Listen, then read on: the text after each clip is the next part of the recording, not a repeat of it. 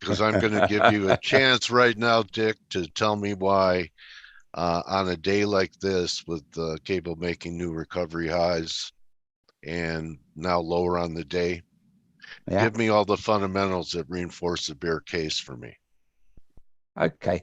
I'm actually not going to reinforce the bear case to start with. I think actually we're going to see it pop a little bit higher, up towards 124.5. I think the previous highs, it keeps touching 124.45, I think, in my head over the last 3 or 4 months. Yeah, this little double top up here. Yeah. Dick. Yeah. Yeah. Which I think we're going to test again. And just, I don't know what's going to drive it. There might be month-end flows, because I think in the next few days, we're just going to see month-end, year-end, everything end before April the 1st, and we get back joking again. I think it's going to be driven higher up to there and then start reversing back. Now, fundamentally, I think that there's a few questions about the dollar. We're really being driven by risk at the moment more than anything else, more than by any sort of fundamental economics.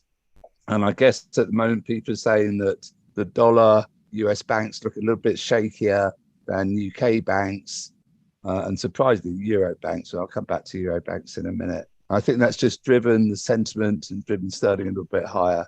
But having said that, I think that we in the UK have some fundamental problems that need to be addressed. We've got very, very high inflation, much higher than the States, much higher than Europe, and a Bank of England which is waffling, or a central bank that's waffling and not acting decisively. So I'm looking to I wouldn't get short yet. I'm still looking for it to poke up a little bit and then get short on the basis that you've got a central bank that's not consistent in its approach, and also you've got political risk in the UK, which I'm not sure people are picking up on yet. Okay, you're not hearing a lot, even though you had 6 presidents in a few years, right? Yeah, that's not enough for us. We want some more. All right. We want more. We want more. So what's on the front? Do you feel that the UK has solved their pension problem with that panic day? Yeah. I mean, because that's what Treasury papers what took down SVB. Pretty similar, do you think?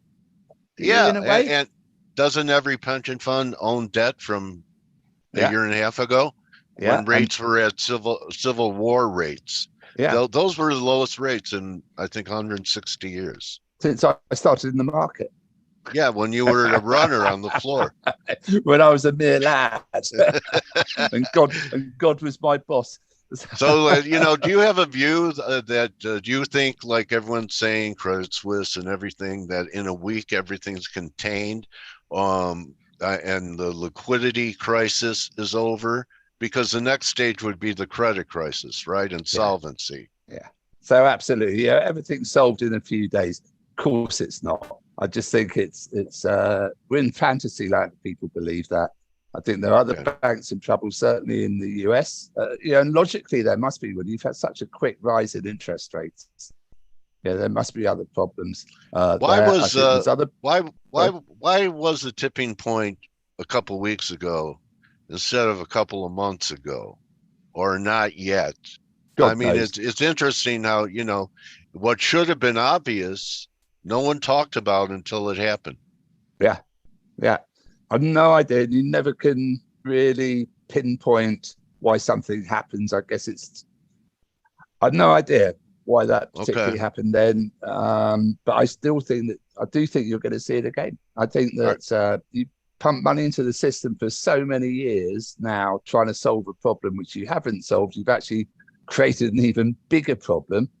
You've tried to float assets and keep assets afloat which shouldn't have been afloat. You've inflated them to such a level that you've got to burst the bubble for them to collapse. And I think that something's going to get broken. It's going to hurt. Okay.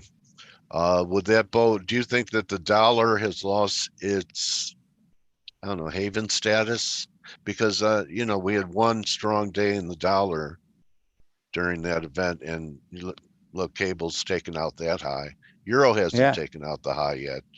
But cable has. And I think that it's interesting that because out of the three segments, the dollar and the US and Europe have got the weakest banking. The way I look at it, they've got the weakest banking systems compared to the UK, and that probably justifies why the UK is held up here. I still fundamentally, I think the Fed is right, but you've got some divergence in central bank policy. You've got the ECB being pretty aggressive here, and I think that might be why the dollar's lost some of its luster.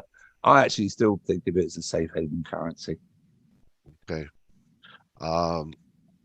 So Europe had great weather this winter, and that's natural relative. gas. Well, I mean, wasn't the narrative that everyone was going to freeze to death and starve to death in Europe this year? Yeah. Okay. It actually did have a very mild winter, but funnily enough, that has its own problems because it's been pretty warm down in southern Europe. I'm sure that Stelios will fill us in on that if he's still around.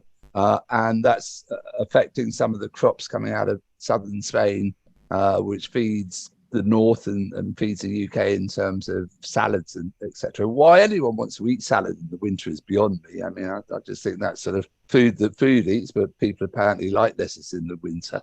But that's pushed up prices over here.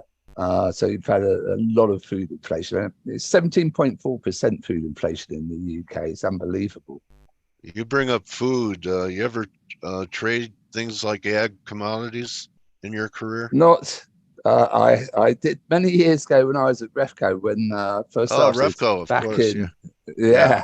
And I used to do the sit on the desk at night and do the late runs and do. I found it really interesting. Trade OJ, orange juice, and soya beans and whatever. And I learned all sorts of weird and wondrous things. Like there was a current that flows off Argentina, which takes all the anchovies out to sea. Oh yeah, you're talking El Nino, La Nina. Yeah. That pushes the price of soya up. Yeah, is that right? That's happening this year. We've been in La Nina for about 3 or 4, and that's intensified the drought in the west. But you've had good crop conditions because it's El Nino that has a tendency to cause drought in the breadbasket during the growing season, and that's happening this year. So I found that really interesting. So it's probably the first time I started looking at weather and thinking about weather and markets. Yeah, before it was I'm wet. Am I going to keep the seat of my motorbike dry? Get a runner to go and sit on it, which I used to do. But it's suddenly made me appreciate how weather affects the markets and affects oil, and oil affects currencies and whatever. So it was an interesting learning curve. It's probably as interesting from the people who are trying to get fills out of me. Yeah, well, and the Fed can't print corn. That's true. It would if it could, though. Yeah. So, what do you think about how Powell left it? Do you think they're done? Sorry, how? Do you think that Powell and his tightening cycle is over, or there's another? No. Okay. How much higher? How many more rate hikes? I don't know how many more. I'm really, really out of the limb here. I think we'll see at least 6%, and then they'll hold it there. Yeah. On terminal rate 6%. Terminal rate 6%. And I think they'll hold that for longer than people expect. And I was talking to Blake about it last night. I actually sent him the chart that someone extrapolated what Volcker did back in the 80s when he went absolutely loony. But if you extrapolate the same movement now by Powell, the terminal rate is 7.5%. And with all due respect, Dale, you probably remember the period of inflation in the 80s the same way as I do. I do. And once it's in the system, it's really, really hard to get out, Yeah, took several attempts. Didn't it?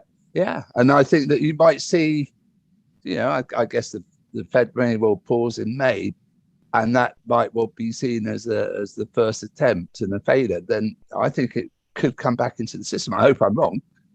Interesting. Yeah. And interesting that the US is very different to the UK and Europe, the profile of inflation. I mean, over here, it's just bonkers. But I wonder if the real solution will be that the Fed has a new target and says our target's 4% now, not 2%. Okay. Yeah, that would be a way out. Yeah. How do you manage that and a banking crisis globally?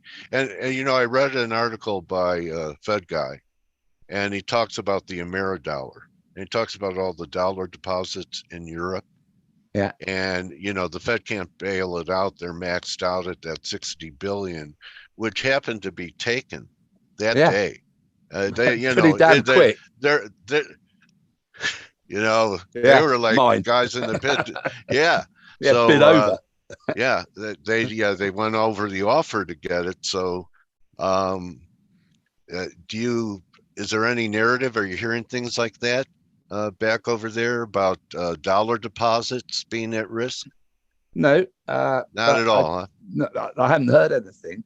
Okay. But of course, there's more demand for dollar because interest rates are higher and repayments have to be higher. So you've got to create more dollars to make your repayments. And most international loans are in dollars. So it's almost like a vicious circle.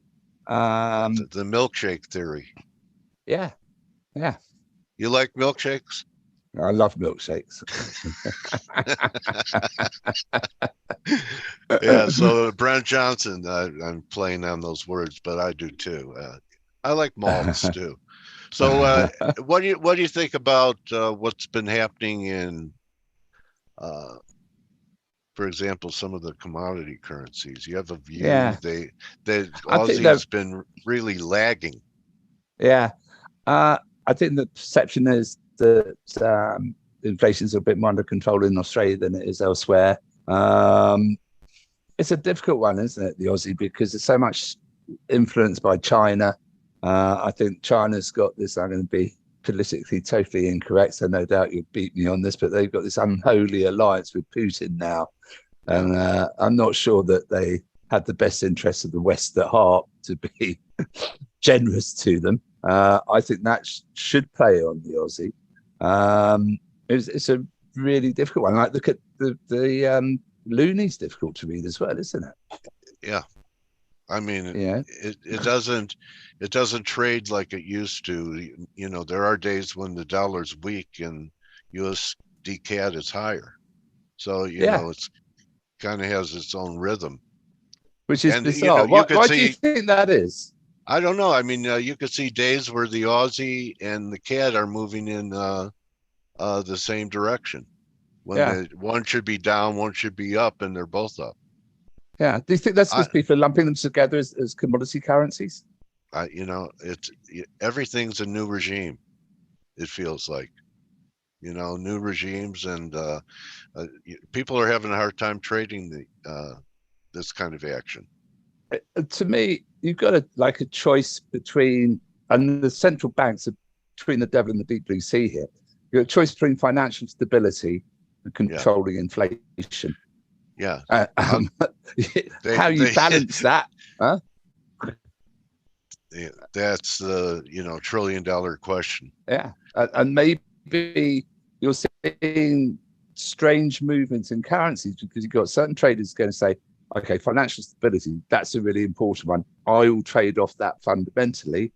And on the other side, you've got people saying inflation's an important one. I'm going to trade basically off interest rates. I would veer towards inflation being the overriding importance over financial stability. Which will exasperate the potential of having stability. Because that's creating even more stability, more of a drawdown on the weak assets they all have on the books. So, fighting inflation exacerbates a financial crisis, a banking crisis. Then you get into a toxic cocktail, man. Well, it is, and then you start looking at commercial property, and commercial real estate, which is, excuse my language, a shit show. But how much exposure do banks have to that, and how are they ever going to get out of that with looking street smart? Yeah, I read something by someone on Twitter who covers that beat, and they call it CRE money, and the models were all priced at 0 rates or 1%, and there's so much on the books. Yeah. There's so much on the books that she actually believes that could cascade into a world banking crisis because the numbers are so enormous. I think that to me is the next pillar. That's a solvency issue after the liquidity issue is solved. I mean, Blackstone is walking away from trophy buildings. Yeah. Okay. And they needed a rescue and a partner to come in, I don't know, about a year ago when there were all those people that wanted remittances. They wanted redemptions, and they couldn't cover it. And they found a partner that helped stabilize them. And they're the biggest. And would they find one now? Huh? And would they find a partner now? Probably not. Yeah. Well, maybe if they went down, there'd be more housing on the U.S. market because firms like Blackstone gobbled up all the homes that people were foreclosed on, and then rented them back to them. Yeah. It's just shocking. At ever increasing rates. Yeah. Yeah. Makes you quite socialist in a way. Couldn't happen to a nicer bunch of guys. Snidely whiplash. Yeah. And of course, President Trump had no exposure to commercial property whatsoever, did he? Or Deutsche Bank financing it. Oh, yeah. Anyway, we're living in, Dick. We should be going there. We've seen a lot, a lot of cycles, right? But can you ever remember one that's closer to a Twilight Zone episode than what we're living through now? Absolutely not. I've been trading since 1973, right? And in the last 15 years, you've seen a pandemic, you've seen a banking crash, a pandemic, start of World War III. You've seen Credit Suisse, a top 30 bank going. What more are you going to get? And you've seen everything sort of compacted down into the space of 15 years. You've seen interest rates at zero, which I never thought you'd see. You've seen people talk about negative interest rates, which to me is the biggest load of baloney ever. And now you're seeing them back towards reality. It's just like everything's speeded up. You say when you get older, everything speeds up. But boy, this is a bit too fast. Yeah, this guy Toffler wrote a book called Future Shock in the 80s. Yeah. And it's because you're bombarded with so much information, sends you into mental comatose. What I'd like to know is with your bearishness, and why don't we wrap it with it? Yeah. The eventual trade, do you think it's going to be risk off when the pound starts heading down, or is it going to be the domestic political uncertainty? Is it going to be, BOE only 1.25? Are they going to relent? What's going to be behind the pound decline, and how far do you think it could fall to? Right. 118.50 in reverse order. Oh, okay. There we go. Yeah, a little drop. Where it was. Where was the previous lows? 118. 118 even. Yeah. Last week. So let's not get greedy. Okay. So let's go for 118.50, which is a nice boy, is that going to be an important area, because I think if we get back down there, eventually we're gonna take it out. And just that you range, could well do. Yeah. And just this range, Dick, 118, call it 700 pips, right? From from 118 gives you 111, which happens to be 61.8. Yeah. Anyway, just a little notes for Pinkert, leaving you with a notes for Pinkert, buddy. Yeah, thank you. As my mother used to say, I could play the piano, got all the right notes, but in the wrong order. And I don't know what's going to be the thing that drives it. So you've got local elections here in May, and the Conservative ruling party are going to get their their ass handed to them, well and truly. Whatever they think, they're going to get really punished. Sunak's still got problems over Northern Ireland. Northern Ireland's Ireland is a really difficult problem for any politician to solve, and arguably insolvable. And in lurking in the wings, you've got an angry Boris Johnson. So they've got all sorts of political problems. I wouldn't be at all surprised to see another push for a new leader of the Conservative Party, another prime minister. Why not? We haven't had one this year.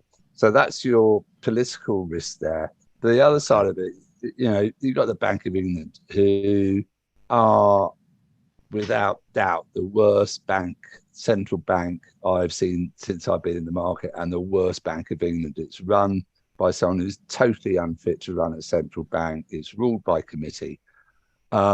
I wouldn't be surprised they just left interest rates where they are. We're quite happy. Inflation's 10.5% here. Generally, food inflation, I say 17%. They need to jack rates up. They daren't, because the housing market and real estate goes back to the financial stability, I guess, in a way. Right. Because there are more floating rates, there are adjustable mortgages, because most U.S. citizens have locked in 30-year rates at 3.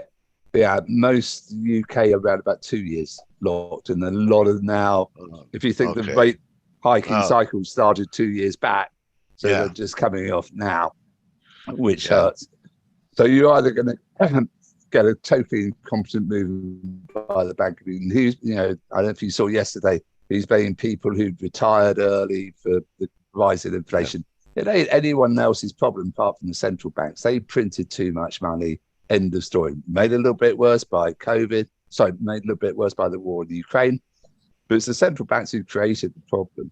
So, whether it's political uncertainty will start it, or whether it's a weak Bank of England will start selling, one or the other will. And so that's one of those will be the trigger point to me. Okay. So you heard it from Dick Matthews, and Dick really enjoyed talking to you.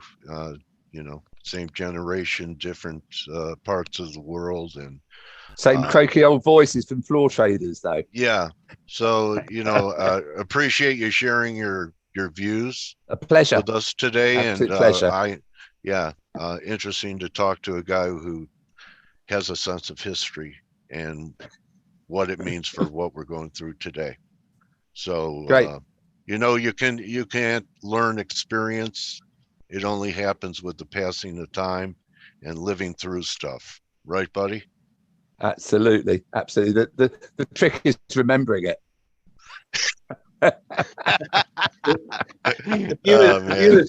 The viewers here are looking at about 300 years worth of experience right now. Oh, steady. Oh, come on. Get him out of the chat room. It is. All right. So from one dinosaur to another, keep one leg out of the tar pit. Okay, buddy? Keep one leg out of the tar pit. Buddy. Catch you soon, Dale. Cheers, Dale. All right. Bye. Dick Matthews, everybody. Adios. Fun. Compelling and fun, buddy. It's a great combination. Thanks again, Dick. See you guys. All right, see you guys. See you, Ryan. Thanks for sticking around to be an interpreter. I'll catch you soon, Ryan. We didn't need you. We didn't need you, but I felt more secure knowing you were there. Exactly. All right, buddy. I'm going to jump as well. Catch you soon. Cheers now. See you, brothers. Yeah. Adios. Bye. Hey traders, this is Blake Morrow with ForexAnalytix. Thanks for stopping by our YouTube channel. Don't forget to like these videos, share them, and subscribe to our channel so you don't miss any of the content that we provide here for free. Thanks for stopping by. I'll see you in the next video.